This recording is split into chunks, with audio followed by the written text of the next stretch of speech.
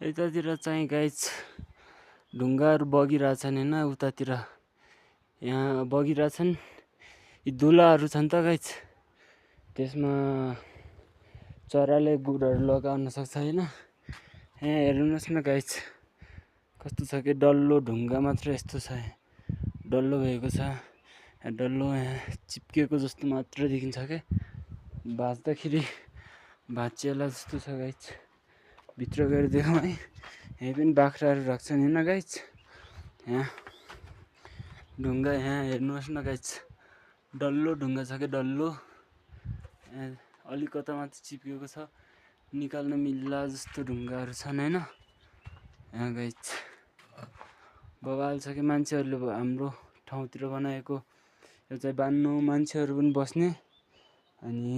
भेडा बाख्राहरू राख्ने हो होइन बाख्रा खसी